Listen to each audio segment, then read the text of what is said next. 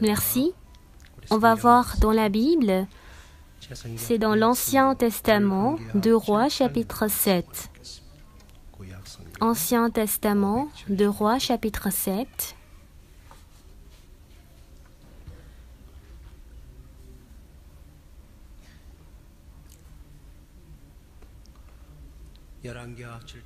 De Rois 7 à partir du verset 1. Élisée dit, « Écoutez la parole de l'Éternel. Ainsi parle l'Éternel. Demain à 7 heures, on aura une mesure de fleur de farine pour un cycle et 2 mesures d'orge pour un cycle à la porte de Samarie. » L'officier sur la main duquel s'appuyait le roi répondit à l'homme de Dieu. « Quand l'Éternel ferait des fenêtres au ciel, pareille chose arriverait-elle » Et Élisée dit, « Tu le verras de tes yeux, mais tu n'en mangeras point. » Il y avait à l'entrée de la porte 4 lépreux qui se dirent l'un à l'autre, « Quoi? Resterons-nous ici jusqu'à ce que nous mourions? Si nous songeons à entrer dans la ville, la famine est dans la ville, et nous y mourrons, et si nous restons ici, nous mourrons également. Allons nous jeter dans le camp des Syriens, s'ils nous laissent vivre, nous vivrons, et s'ils nous font mourir, nous mourrons. » Ils partirent donc au crépuscule pour se rendre au camp des Syriens, et lorsqu'ils furent arrivés à l'entrée du camp des Syriens, voici, il n'y avait personne. Le Seigneur avait fait entendre dans le camp des Syriens un bruit de chars et un bruit de chevaux, le bruit d'une grande armée, et ils s'étaient dit l'un à l'autre, « Voici, le roi d'Israël a pris à sa solde contre nous les rois des Hétiens et les rois des Égyptiens pour venir nous attaquer. » Et ils se levèrent et prirent la fuite au crépuscule, abandonnant leurs tentes, leurs chevaux et leurs ânes, le camp tel qu'il était, et ils s'enfuirent pour sauver leur vie. Les lépreux, étant arrivés à l'entrée du camp, pénétrèrent dans une tente, mangèrent et buirent, et en emportèrent de l'argent, de l'or et des vêtements qu'ils allèrent cacher. Ils revinrent, pénétrèrent dans une autre tente et en emportèrent des objets qu'ils allèrent cacher. Nous avons lu jusqu'au verset 8. Parmi les histoires dont j'ai écouté, il y a cette histoire. Je vais vous raconter cette histoire.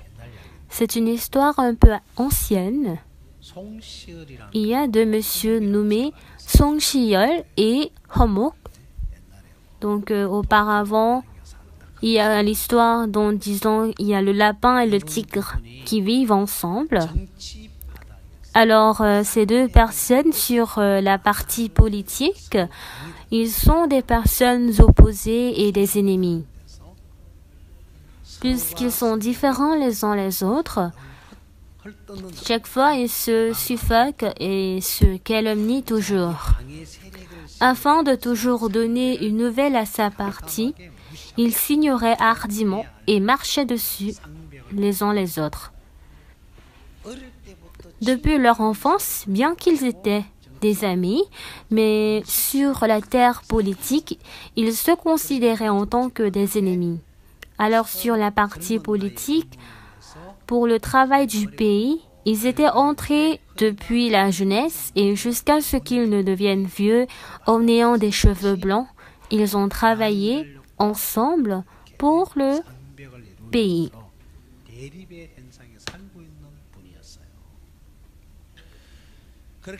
De cette manière, ils ont passé le temps et parmi eux, il y avait un ami du nom de Song Si-yeol qui était tombé gravement malade.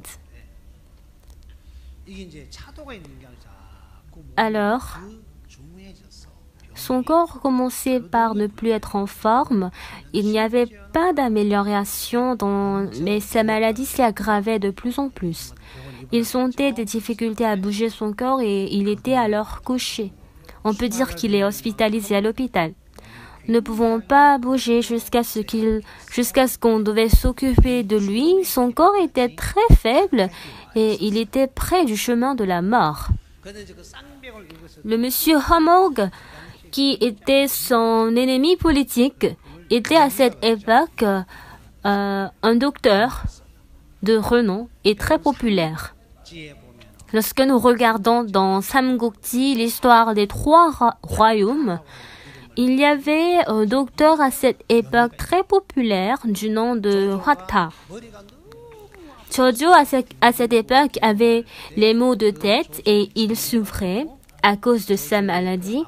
Alors Hwata, afin de traiter et guérir sa maladie qui sont les maux de tête, alors pour ce traitement, il avait préparé les équipements et ce qu'il avait préparé et apporté comme équipement était le marteau et la scie. En ce moment, il avait découvert le tumeur du cerveau que personne n'avait su. Alors, afin de faire l'opération, ce monsieur avait préparé ses équipements. Alors, ces personnes ont pensé que celui-là veut tuer Chojo.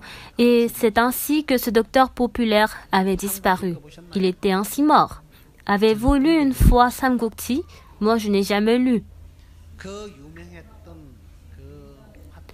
Tout comme Hwata qui était populaire, alors Homok aussi était un docteur très populaire et connu. Ils étaient des amis et puisqu'ils étaient des opposants politiques, bien qu'il était malade, il pouvait aller chez son ami, mais il n'y arrivait pas. Puisque ils sont des amis et à la fois des ennemis qui se disputent sur la partie politique, des amis, des ennemis. Ensuite, si cet ami est au courant de ma maladie, certainement cet ami va faire semblant comme s'il me donne une ordonnance pour ma maladie et qu'il va me tuer. Alors cette pensée, disons que il va me tuer, est entrée en lui parce qu'il était attrapé par sa pensée, il ne pouvait pas y aller. Il était difficile et il était arrivé presque à la mort. Et en ce moment, le monsieur Song-cheol, il a envoyé son fils à Homok. Il a appelé son fils et il a dit à son fils, « Ah, mon fils, à partir de maintenant, tu écoutes ce que je te dis. Toi, il faut aller à Homok et il faut parler de l'état de ma maladie et demande l'ordonnance à lui. » Et il a dit, « Non, père. Et toi, qu'est-ce que je t'ai dit? À partir de maintenant, je t'ai dit d'écouter seulement à ma parole. Tu as répondu, n'est-ce pas? Mais quand même, père, certainement, par cette opportunité, il va donner une ordonnance qui va vous tuer et il va vouloir tenir ce pays et en un seul main, il voulait réaliser son monde. Mais comment il pouvait le faire? Alors, le fils était vraiment douloureux. Alors, le père a brisé le cœur de son fils. Aujourd'hui, on ne peut pas briser le cœur des enfants, mais il l'a brisé. Et il a fait venir son fils faire un Homok. Alors, le fils a dit d'y aller, mais le fils, il ne pouvait pas du tout comprendre. Il avait beaucoup de pensées enfermées en lui. Il était vraiment compliqué. Mais parce qu'il ne pouvait pas désobéir à la parole de son père, il était allé. Il était allé et il avait expliqué l'état de la maladie de son père à Homok. Et alors ce monsieur Homok, il n'avait rien dit. Au début, quand il s'était rencontré, il avait dit et il ne faisait que tousser vainement. Alors, il n'avait pas du tout répondu, il était juste resté tranquille. Il n'avait même pas ouvert ses yeux. Alors, parler à ce genre de monsieur, ça serait très compliqué, n'est-ce pas? Est-ce que ça serait facile ou compliqué? Moi, si c'était moi, quand il ferme les yeux devant moi, ça serait vraiment difficile. Alors, vous aussi, il faut essayer d'ouvrir les yeux avant, pour dormir. Et alors, on avait parlé. Alors, il faut qu'il donne la réponse, n'est-ce pas? Il ne donnait pas du tout de réponse et le temps s'est écoulé. Alors, je pense que pendant des heures, il y avait le silence. Mais en faisant « il ne répondait pas du tout. De cette manière,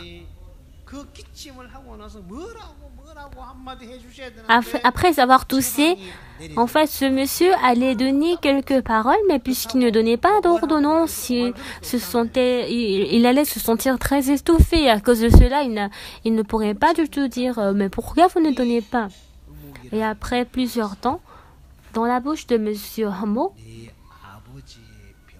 il a dit « il n'y a pas de comprimé pour la maladie de ton père. » Alors il aurait le souffle coupé, n'est-ce pas?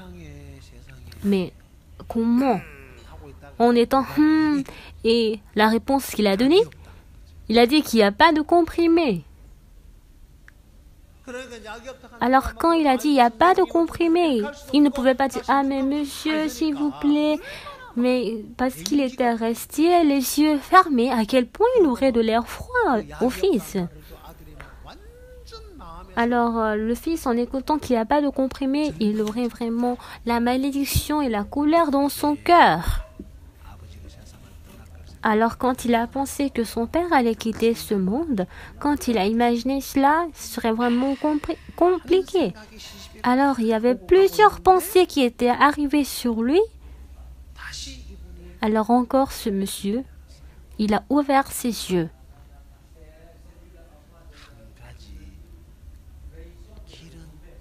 Il y a quand même un chemin. Quand il a répondu comme ça, il avait ouvert ses oreilles. Il n'y a pas de comprimé, mais il dit qu'il y a le chemin. Alors il a dit, ah, qu'est-ce que c'est? Il ne pouvait pas dire plus comme ça. Il y a quand même un chemin, mais il n'a pas répondu. Encore le plus, le temps s'est écoulé et il a dit. Il a répondu. Il a donné l'ordonnance. Alors l'ordonnance, vous savez ce que c'est? Une fois que je suis venue dans ce quartier, c'est l'histoire dont je vais vraiment beaucoup parler. Depuis l'année 2013, chaque fois par mois, je parlais de cela.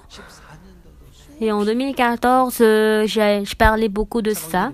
Vous savez ce que c'est que l'ordonnance? C'est quoi l'ordonnance? Parlez à haute voix.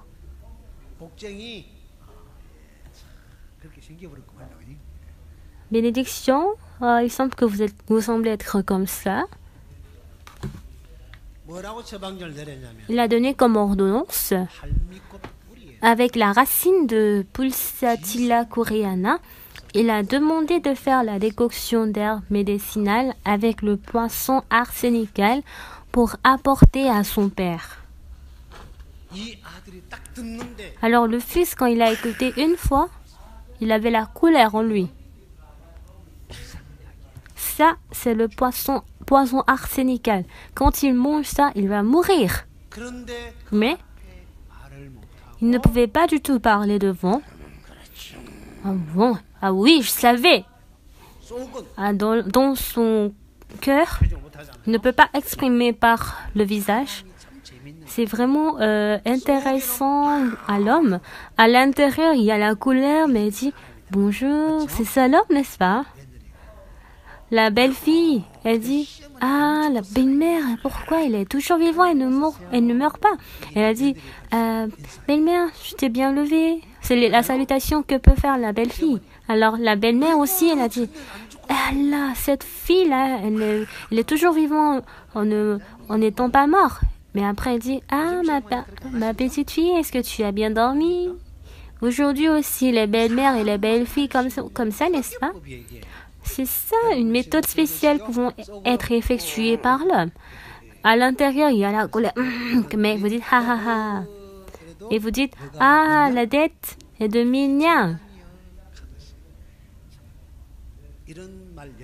Est-ce que cette parole peut être exprimée en anglais?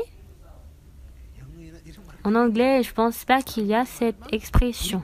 Je pense que c'est juste en coréen que l'expression pourrait comprendre. Je pense qu'en français, il n'y a pas cette expression. La tête est de mille niang.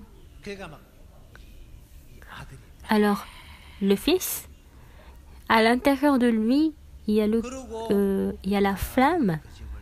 Alors, ce fils, il était sorti de cette maison et il était retourné chez lui et il ne pouvait pas du tout faire marcher. Il a dit, ah, mais comment il peut donner l'ordonnance qui peut tuer mon père? Alors, son fils serait très heureux, n'est-ce pas? Il serait plutôt très douloureux, très difficile. Alors, ses pas pour rentrer chez lui serait très lourd, n'est-ce pas? Et il était retourné à la maison, mais il ne pouvait pas du tout parler à son père. Et tranquillement, il est entré dans sa chambre, mais son père a dit « et puis il a toussé. Il a dit « mon fils ». Pour que son fils entende. Il a dit « oui, père ». Alors, qu'est-ce que Homok t'a dit? Mais le fils n'arrivait pas à répondre. Parce que c'est l'ordonnance qui tue son père. Il ne pouvait pas du tout répondre. Comme il était comme ça, alors son père, il a dit non, mais ça va. Il faut parler.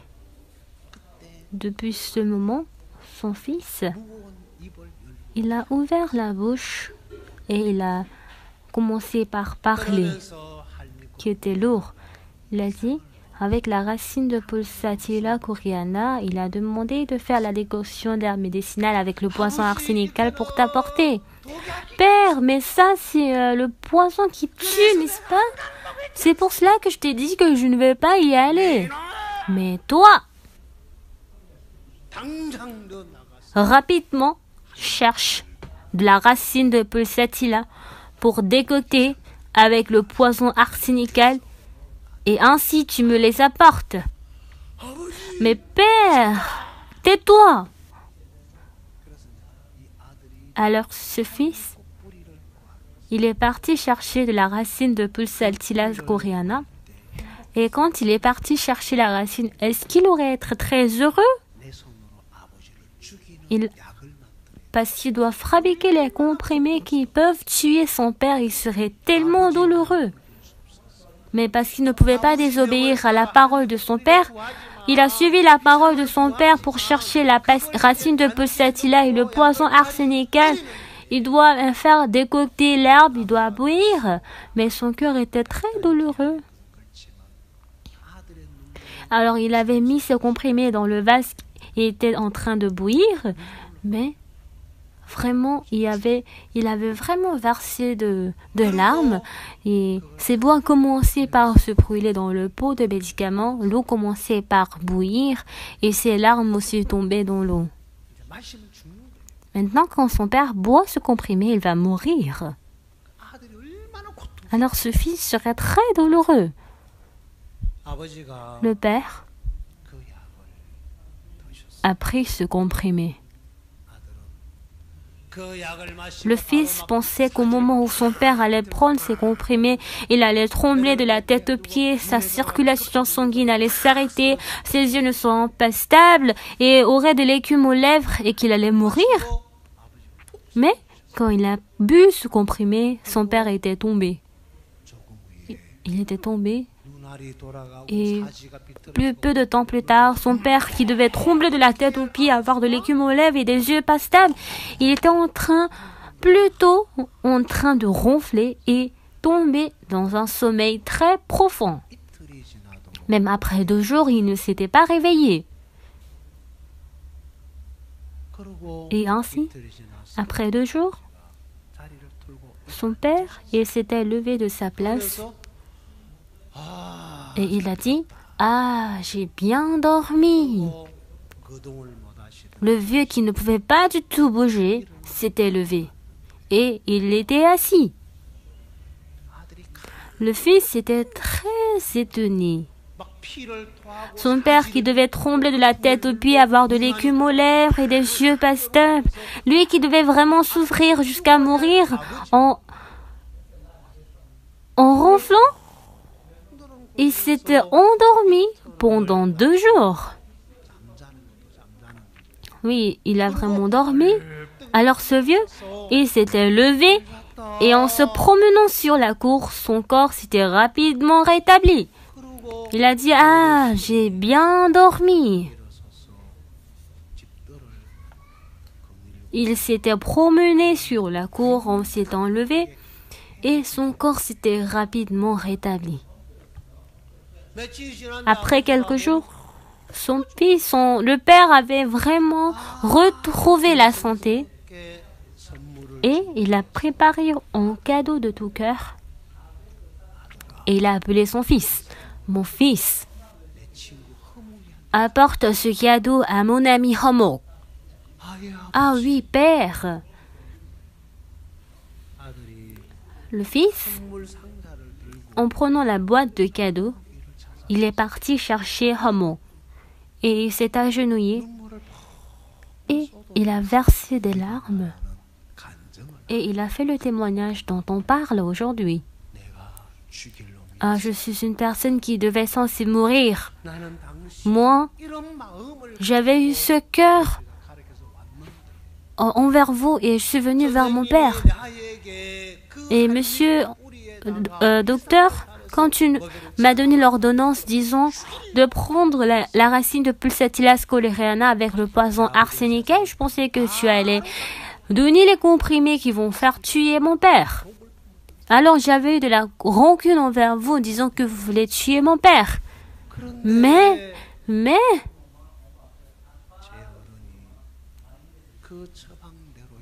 quand mon père il a pris les comprimés selon l'ordonnance, il devait censé mourir.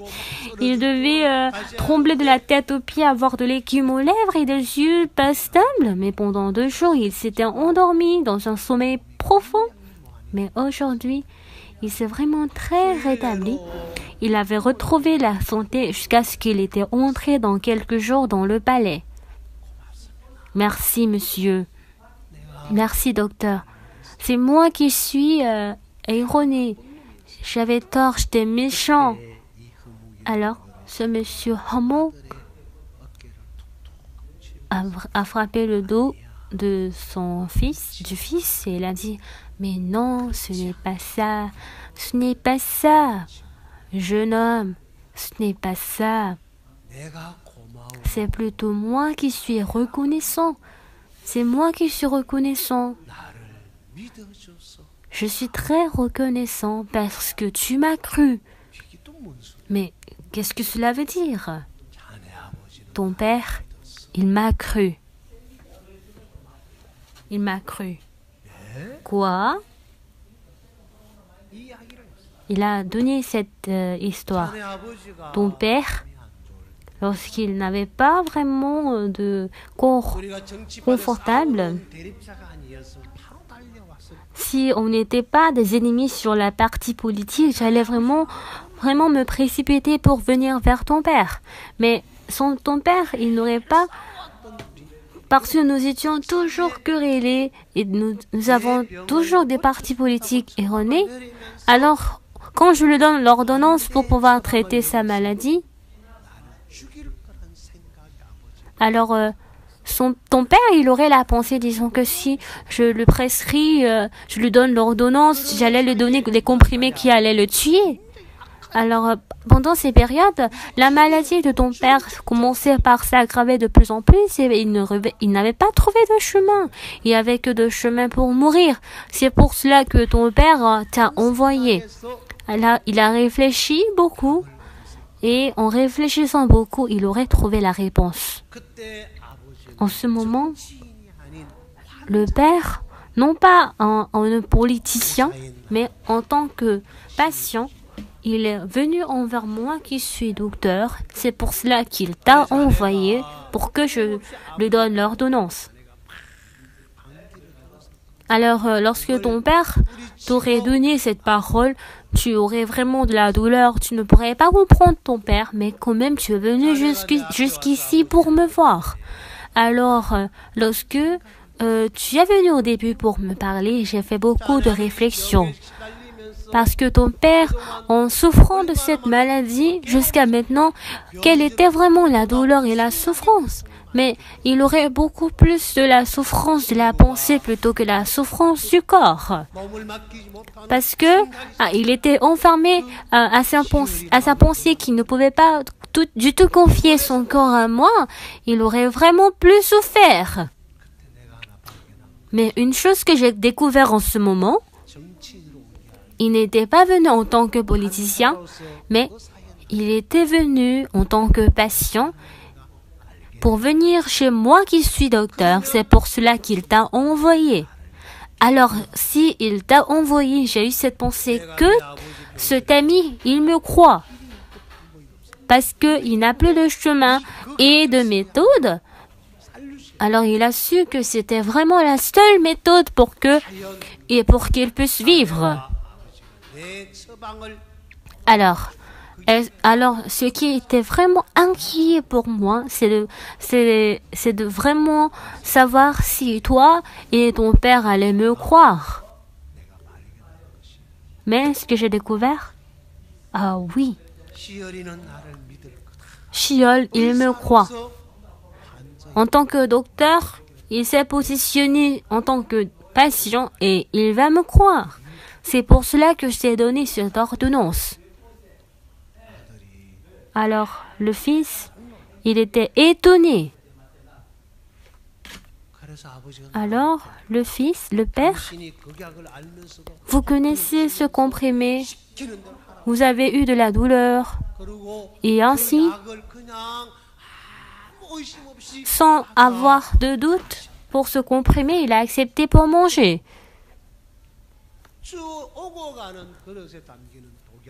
C'était de poisson qui était sur l'assiette, mais la foi de ces deux personnes lui a déplacé de la mort vers la vie. Et c'est ce que le Fils a regardé. Dieu, à nous les hommes, afin de traiter le problème de la maladie, il nous a donné seulement un chemin. Lorsque nous regardons dans Romains, il est dit l'affection de la chair ne peut pas obtenir de la justice. Il a dit peut obtenir la justice? Non. Par la loi, on peut réaliser le péché. On ne peut rien faire. On ne peut pas être juste par nous-mêmes. Par la détermination,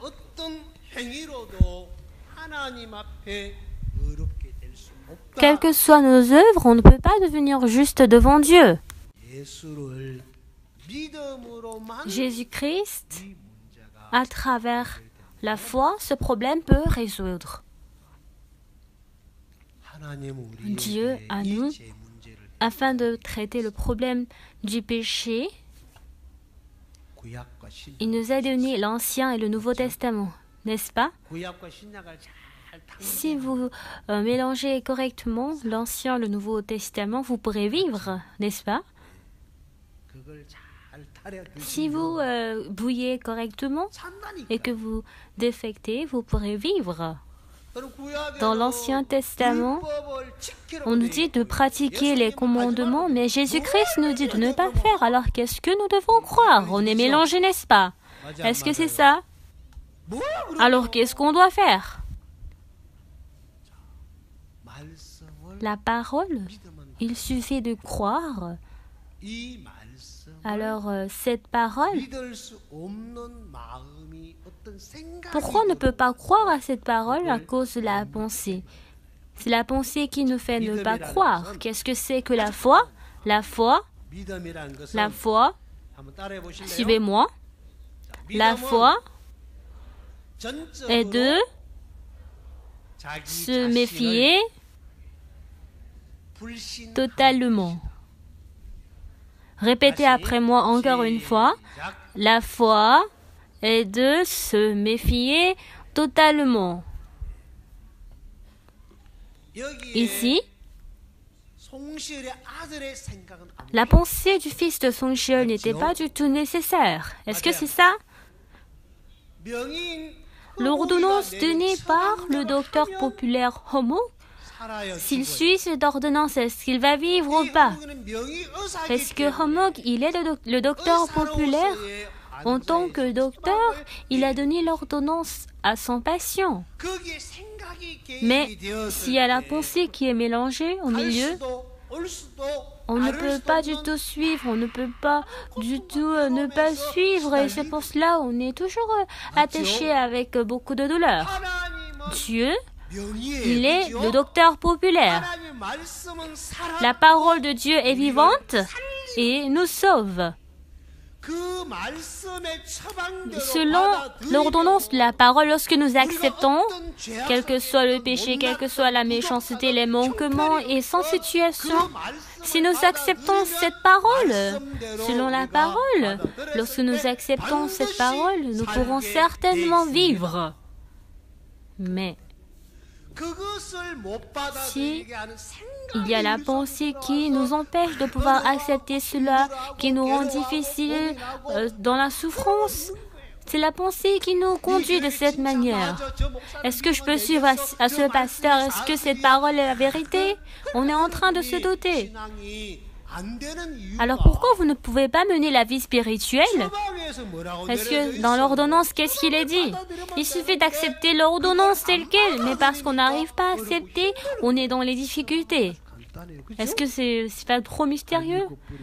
L'ordonnance, c'est de mélanger avec la racine de Pusatilas coréana avec le poisson arsenical. Alors, si on décarte l'Ancien et le Nouveau Testament, on voit que Jésus-Christ a pris nos péchés, qu'il n'y a plus de péché dans ce monde. Dans l'Ancien Testament, Jésus-Christ il a fait retomber surtout le péché sur Jésus. Alors, Jésus-Christ, il a pris le péché et il est mort. Il a pris en charge, n'est-ce pas? Dans Pierre 2, verset 24, il a dit, lui qui a porté lui-même nos péchés en son corps sur le bois, il s'est chargé de nos péchés. Dans Hébreux 10, verset 10, il est dit, c'est en vertu de cette volonté que nous sommes sanctifiés par l'offrande du corps de Jésus une fois pour toutes. Nous sommes devenus justes. Est-ce que c'est ça? Alors, est-ce qu'il y a d'autres ordonnances? Mais parce que nous voulons croire à cette ordonnance, on est mélangé, n'est-ce pas? C'est pour cela qu'on ne peut pas mener la vie spirituelle. Alors, la foi est de se méfier totalement. De faire comment? Se méfier. Le fait de se méfier est la foi. Alors, le fils, il suffit pour lui de travailler selon son père. À cause de sa pensée, il est douloureux, il est dans la souffrance, il pleure. Mais son père a dit, hé, toi, fais ce que je te dis.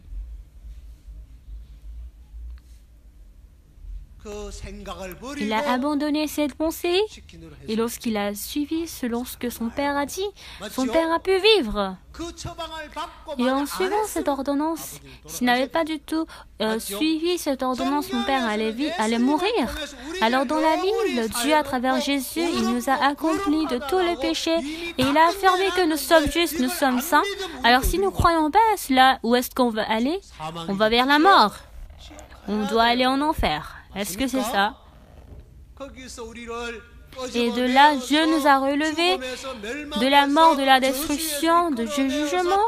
Il nous a conduits vers le monde de la paix, de la joie. C'est pour cela que Dieu, à travers Jésus-Christ, il a accompli ce travail. Il nous a donné cette ordonnance. Est-ce que c'est ça? Il suffit d'accepter cela. Mais entre, parce que la pensée du Fils est au milieu, c'est ça qui rend difficile, c'est ça qui nous fait avoir des larmes, qui nous fait pleurer dans la souffrance. Alors c'est un sujet de joie ou c'est un sujet de plaie. Parce que selon moi, cela sonne que c'est la malédiction, mais c'est le chemin pour vivre. Mais le Fils qui n'a pas connu cela, il est dans la souffrance. Alors la parole de Dieu nous fait comment? Nous sauve. Est-ce que c'est ça? Jésus-Christ est l'Esprit qui nous sauve. Alors si nous rencontrons ce Jésus, nous pourrons vivre, bien-aimés, n'est-ce pas? Je vais vous poser une question. Lorsque vous étiez à l'école, est-ce que vous avez appris la table de multiplication?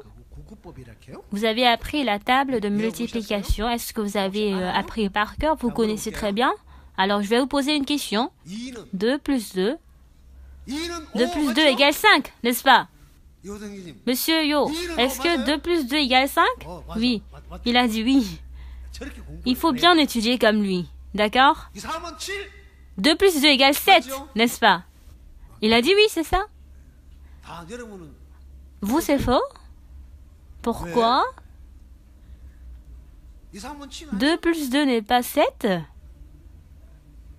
Cathy. 2 plus 3 égale 8? Elle ne comprend pas. Tu as compris? Elle ne comprend pas.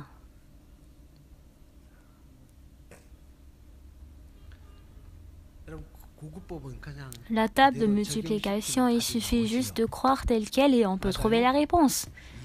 On n'a pas besoin de comprendre, n'est-ce pas?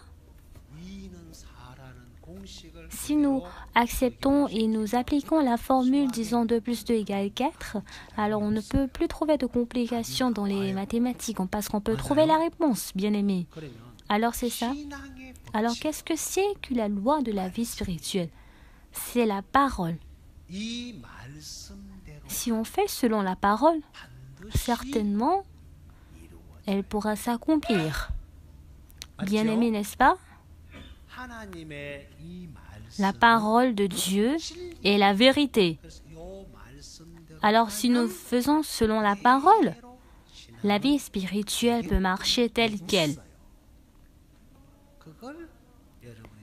Alors, c'est la pensée venant de vous qui vous dit non, ça ne pourra pas aller, ça serait erroné. Et c'est à cause de cette pensée que nous sommes dans l'empêchement d'accepter la parole. Je vais vous en parler. Actuellement, dans la ville de Dubaï, il y a dans cet État et en Amérique, dans le Los Angeles, c'était une ville, mais en réalité, c'était en désert. C'était un désert où les plantes ne pourraient jamais germir. Mais selon ce que je connais, je pense que c'est dans une distance très éloignée. Je ne sais pas très bien le kilomètre, mais je pense que c'est jusqu'à 400 kilomètres. Et à travers le fleuve, l'eau du fleuve de Colorado, à travers l'eau du fleuve, ils ont fait connecter de l'eau à travers la voie maritime dans Los Angeles. Et cette ville a été changée en une ville la plus confortable et développée dans ce monde. Vous connaissez très bien. Et en faisant passer l'eau du fleuve à travers la voie maritime, parce que l'eau est entrée, à travers l'eau, les plantes se germent, il y a des arbres, des fleurs, des fruits. Et c'est ainsi les animaux, les oiseaux et les hommes peuvent vivre. Et moi aussi, quand j'étais allée là-bas, je vois que j'étais très confortable. Parce que là où je suis, quand je vais là, je me sens vraiment très léger. C'est un lieu très confortable. Pourquoi? Qu'est-ce qui? Sur la terre abandonnée, la sagesse d'une personne, à travers l'eau du fleuve Colorado qui était éloigné d'une distance de des centaines de kilomètres, à travers l'eau, en faisant passer cette eau, c'était une terre qui était dans la mort, qui a été abandonnée, mais grâce à l'eau, cette terre a changé en une terre développée où les animaux, les oiseaux et toutes sortes de plantes peuvent se germir. Alors ce monsieur qui était dans la maladie grave, lorsque le docteur Homok lui a donné de l'ordonnance et qu'il a accepté cette ordonnance, il a pu vivre. dans notre cœur,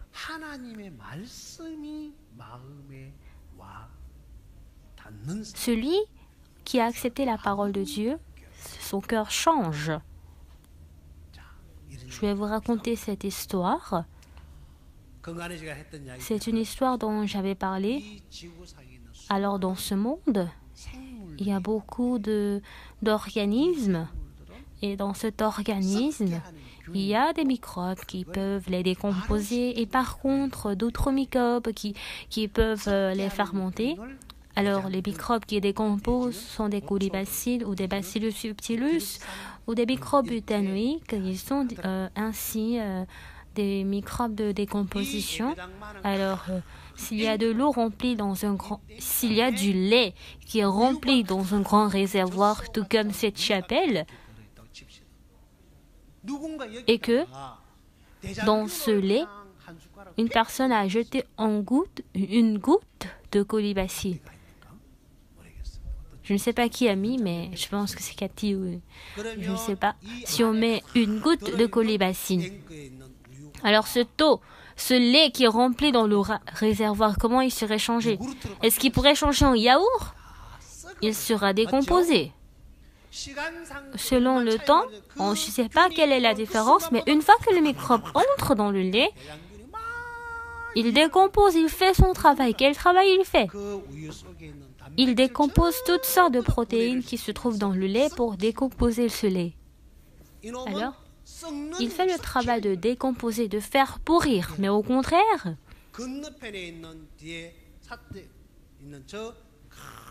et dans l'autre réservoir, il y a le lait qui est rempli et une autre personne, il a mis le ferment lactique dans le lait. Alors, une personne a mis une goutte de lait de ferment lactique, mais c'était le même lait. Une fois que le ferment lactique est entré, il sera fermenté en tout. Et comment il sera changé? Il sera changé en yaourt. Alors, ce ferment lactique, il y a le microbe de fermentation, il y a les levures, les Saccharomyces et autres. Et lorsque ces microbes rencontrent l'organisme, ils font le travail de décomposer les glucides qui se trouvent dans le lait pour fermenter. Il y a de cela quelques jours, j'ai regardé sur le journal et j'ai écouté qu'il y a dans ce lieu une mal distribution de repas et les gens étaient dans les difficultés. Parce qu'ils mangeaient de nourriture pourrie. Alors, si cela entre dans notre corps, ils ont une intoxication alimentaire et si c'est grave, ils peuvent jusqu'à mourir.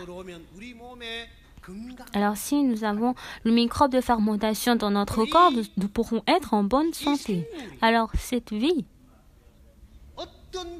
en fonction du microbe qu'il rencontre, il peut soit être décomposé ou soit il pourra changer en un bon produit. Il sera fermenté et il va changer en une bonne chose. Sur la grappe de raisin, lorsqu'elle rencontre de microbes de décomposition, elle sera pourrie et aura d'odeur nauséabonde. Mais par contre, si elle rencontre la bactérie de fermentation, elle sera changée en un vin de meilleure qualité que tous les buveurs vont apprécier. Tout le pays va vouloir acheter ce vin. De cette manière, vous et moi, quelle parole nous acceptons? Dieu, pour nos péchés, il nous a donné l'ordonnance. Si nous acceptons la parole de Dieu, cette parole peut fermenter cette personne, il peut le faire vivre pour le faire mener une nouvelle vie. Mais de votre chair, la pensée qui sort de votre chair, la sensation, cette pensée nous amène vers la mort et dans la destruction. Dans Romains chapitre 8, verset 6, il est dit « L'affection de la chair et la vie et la paix. » Est-ce qu'il est dit comme ça? Non, il est dit c'est la mort. Tout ce qui sort de moi, même s'il est gentil, il est sincère, c'est la mort. c'est la mort, c'est le chemin vers la mort. Si vous connaissez cela très exactement et que vous réalisez, vous allez réaliser que la vie spirituelle est très facile. Quoi? Quoi? Dites.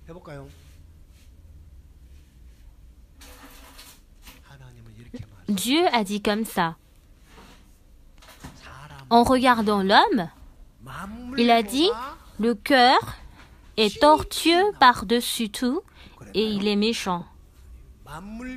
Le cœur est... Il a dit comment? Le cœur est gentil.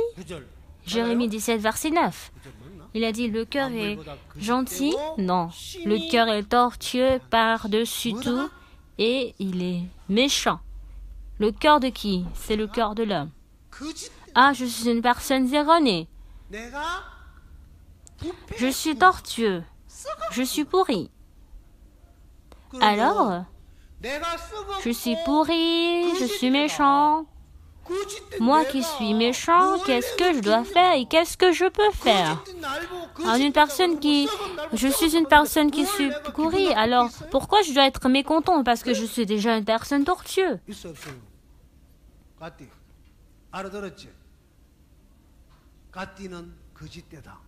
Cathy est méchant. Quand je vois le statut de Cathy, elle a le statut de la princesse parce qu'elle est de la famille royale. Alors, il ne faut pas la traiter de n'importe quoi. Parce qu'elle est de la famille royale. Mais en tout cas, même si elle est de la famille royale, elle est tortueuse.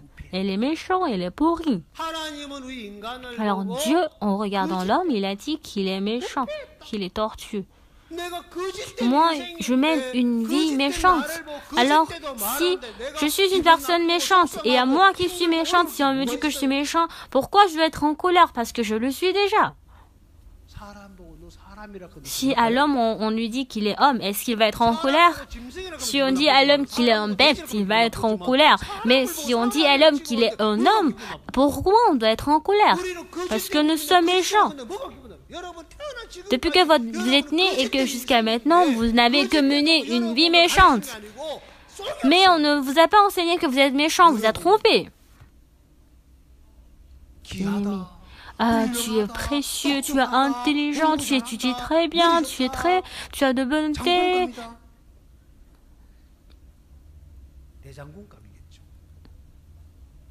De cette manière, on trompe de cette manière l'homme et un jour on pense qu'on est le cas, on est gentil. Mais dans la Bible, qu'est-ce qu'il est dit? Il est le peuple chargé d'iniquité, la race méchante et corrompue. Il est l'enfant du diable. Nous sommes nés du diable. Nous sommes le peuple chargé d'iniquité. Alors une personne, à moi, on te dit, tu es Satan, tu es corrompu, tu es une race méchante. On doit accepter, ah oui, je le suis. Alors oui, c'est moi. Ah mais quand on écoute cette histoire, on est en colère. Pourquoi c'est dans le cas? Qu'est-ce qui nous rend de cette manière? Pour ne pas accepter, pour ne pas croire à cette parole, il y a la pensée qui est insérée en nous. On doit revoir la parole qu'on vient de voir aujourd'hui. Lorsque nous regardons 2 Rois chapitre 7 qu'on vient de lire, dans cette ville, lorsque les soldats syriens étaient arrivés, ils étaient entourés de ces soldats et la ville était remplie de douleurs et de difficultés, n'est-ce pas? Alors, puisque dans la ville, il n'y avait rien à manger, ils prenaient les déchets du pigeon et de cette manière, ils cherchaient des choses à manger. Et de plus, qu'est-ce qui s'était passé dans cette ville? Qu'est-ce qui s'était passé? Regardez 2 Rois chapitre 6. Je vais vous en chercher. De plus, qu'est-ce qu'ils ont fait avec leur fils? Ils ont pensé que c'était de la viande et les ont mangés. C'est ça la réalité de ce qui s'est passé dans la ville. Et en voyant la ville, qu'est-ce que Dieu a dit? Cela se trouve dans 2 Rois chapitre 7. Et il est dit, écoutez la parole de l'Éternel. Demain à 7 heures, on aura une mesure de fleur de farine pour un cycle et 2 mesures d'orge pour un cycle à la porte de Samarie. Cette terre sera remplie de nourriture en abondance. Mais on dit quoi? Qu'est-ce que tu dis? Quand l'Éternel ferait des fenêtres au ciel, pareille chose arriverait-elle? Ah bon? Tu le verras de tes yeux, mais tu n'en mangeras point. C'était la parole du serviteur de Dieu, Élisée. N'est-ce pas? Est-ce que c'est ça? L'atmosphère? Quelle est l'atmosphère? Ils sont arrivés sur l'état de tuer même leurs enfants et de manger en tant que viande. Et ils étaient dans les difficultés. Comment on peut exprimer cela? Auparavant, dans notre petit quartier, il y avait le temps de la famine où on n'attendait que le blé. Et à cette époque, c'était vraiment dans la famine plus compliquée. Alors Dieu, en regardant cette ville, il a dit, demain à cette heure, on aura une mesure de fleur de farine pour un cycle et 2 mesures d'orge pour un cycle à la porte de Samarie. Cette terre sera remplie de nourriture en abondance.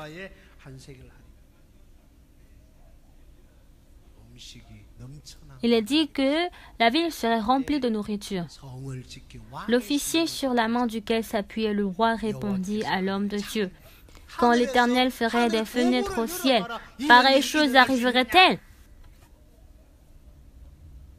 Tu le verras de tes yeux, mais tu n'en mangeras point. Alors, cette image accomplie se trouve dans le chapitre 7. Alors Dieu, afin d'accomplir ce travail, a donné cette ordonnance à travers son serviteur Élisée. Alors, les gens du peuple qui ont écouté cette ordonnance, quand ils avaient cru à cette ordonnance, qu'est-ce qui aurait se passé? Ils n'auront pas besoin même de prendre les Jésus de l'oiseau, de ne même pas tuer leurs enfants. Ils sauront vraiment plutôt être contents et ils auront de l'espoir de la nourriture que donnera Dieu le lendemain. Mais à cause de la faim, à cause des difficultés actuellement devant moi, mais Dieu qui nous a donné la promesse, demain à cette heure, Dieu aurait travaillé. Celui qui croit, il va attendre. Quand je vais à l'étranger, je fais beaucoup de gestes, mais je suis très occupée. Mais quand je prends le vol, je vérifie l'heure. Et je dors dans l'avion, parce que quand je vais en Afrique, l'heure est vraiment stricte. Est-ce que je prends toujours le même vol?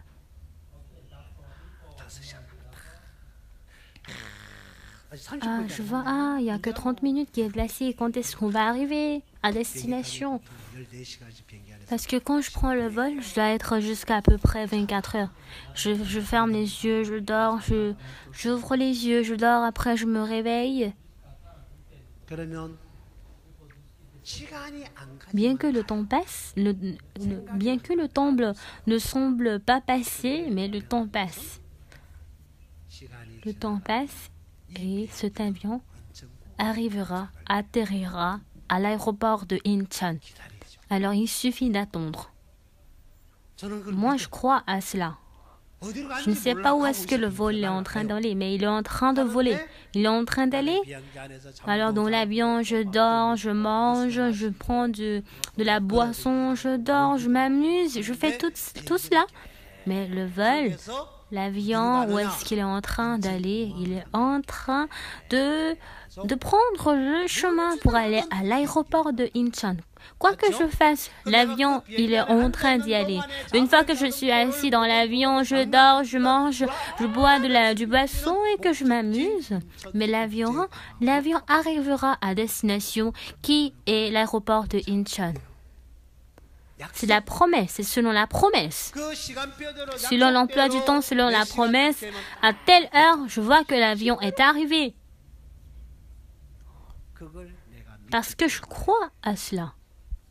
Même si je suis ennuyée, dans l'avion, je me dis, ah, il reste encore telle heure et je peux encore attendre en supportant, en ayant de l'espoir. Même si je suis dans les difficultés, dans la souffrance, je suis assis, je me lève, je dors ou je me réveille.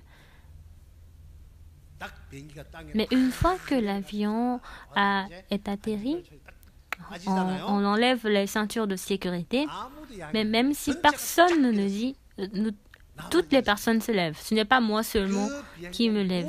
Alors tous les gens, ils se lèvent et ils veulent rapidement prendre leur bagage pour ressortir. Mais même ils sont pressés comme ça, mais à quelle distance ils seront avancés? Mais pourquoi ils veulent sortir? Parce que ils sont très fatigués de rester dans l'avion. Ils veulent rapidement sortir de l'avion. Ce n'est pas moi ceux qui me sent comme ça, mais tout le monde qui est dans l'avion, ils savent certainement que l'avion arrivera à l'aéroport de Incheon, n'est-ce pas? Même si vous prenez le bus pour aller à Séoul, mais une fois que vous prenez cette voiture, est-ce que vous croyez que ce bus arrivera à destination? Vous pourrez vous reposer en dormant ou soit en vous amusant. La parole de Dieu dit, demain à cette heure, on aura une mesure de fleur de farine pour un cycle et 2 mesures d'orge pour un cycle à la porte de Samarie. Qui a dit cela? Dieu a dit qu'il fera ce travail, n'est-ce pas? Alors Dieu, à travers son serviteur Élisée, il a dit de donner cette parole au peuple de la ville. Alors il faut les dire qu'ils n'ont pas besoin de manger leurs enfants, de prendre quoi que ce soit, de faire des efforts. Et dis-leur que demain à cette heure, je donnerai tout cela. Alors Dieu a dit, il faut dire que j'ai pardonné le péché de tout le monde, j'ai rendu juste, j'ai sanctifié, il faut les transmettre cela. Mais pourquoi? Parce qu'ils ne croient pas. Parce que je veux devenir saint, je veux devenir juste, je m'efforce pour avoir la foi. Mais il faut les dire que moi qui suis Dieu, j'ai fait déjà tout cela. Selon l'ordonnance, si on prend les comprimés, on peut vivre. Mais dans la parole de Dieu, il a pris fin au péché, il nous a déjà sanctifiés, il a dit qu'il nous a sanctifiés. Mais une fois que nous acceptons cette ordonnance, on n'est plus pécheur, on n'est plus une personne condamnée, on n'est plus une personne méchante, mais devant Dieu, on peut changer en une personne juste. Mais quand on ne croit pas à cela, on se dit, mais comment on peut devenir juste? Comment je peux devenir saint? Ce n'est pas du tout possible.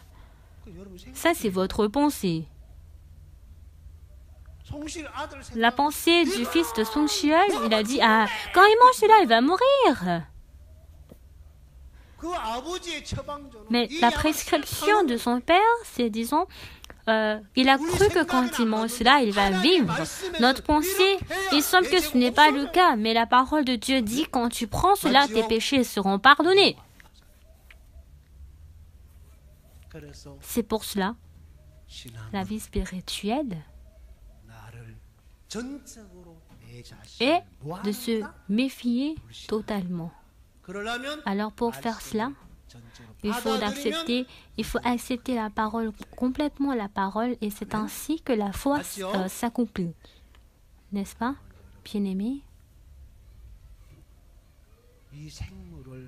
Le microbe qui décompose ou le microbe qui fermente, en fonction de cela, il y a des organismes qui peuvent soit être décomposés ou fermentés. Il y a des organismes qui peuvent être fermentés pour changer en un produit de bonne qualité. Alors celui qui a accepté cette parole, c'est cette parole qui peut nous débarrasser de la pensée, de la malédiction, des démons, de la sorcellerie dont nous sommes possédés. Mais c'est la pensée qui nous conduit vers la mort, vers la destruction. Mais la parole de Dieu nous amène vers la vie. À une personne qui était pourrie, à une personne qui était morte, il le ramène vers la vie. Il faut connecter votre cœur avec la parole. Si vous connectez votre cœur avec votre pensée, vous serez toujours décomposé, vous ne pourrez que mourir. et vous serez une personne de manquement sans situation, mais malgré votre situation, malgré votre image, si vous acceptez la parole, cette parole pourra vous conduire. Tout comme il a conduit Lazare de la mort, il lui a fait sortir de la mort pour qu'il puisse mener une nouvelle vie. Alors cette parole nous changera, vous et moi, de cette manière. La parole elle-même est vivante. Est-ce que vous avez compris? Avec cette parole, quelle relation vous devez avoir? Vous devez décider. Je vais vous chercher une chose. On va voir rapidement Proverbe chapitre 7. Proverbe chapitre 7.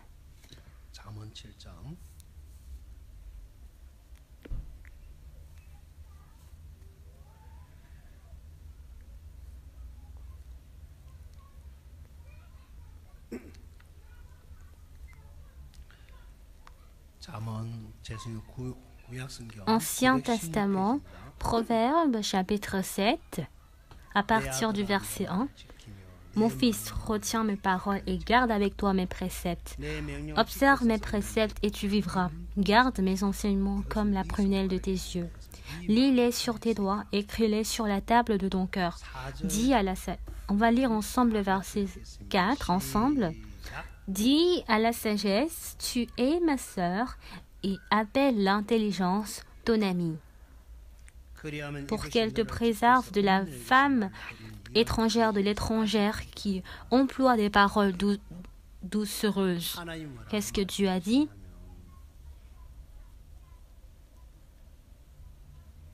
Dis à la sagesse, tu es ma sœur, et appelle l'intelligence ton amie,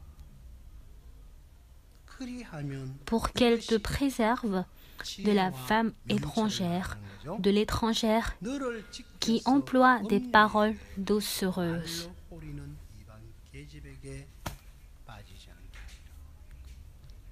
La sagesse, l'intelligence représente Dieu, représente Jésus. Quelle relation tu as avec Dieu? Dans le cœur de Hamok, il y a l'ordonnance qui peut sauver son fils, même s'il donne l'ordonnance. Quand il ne croit pas et qu'il ne suit pas, il va mourir. C'est pour cela que Hamok, il a essayé de douter, il a dit... Il a essayé de réfléchir encore une fois, mais quand il a rencontré le cœur de son ami, mon ami Song-Shiol, il va me croire. Il n'est pas venu en tant que politicien, mais il est venu me voir en tant que patient. Il va suivre mon ordonnance.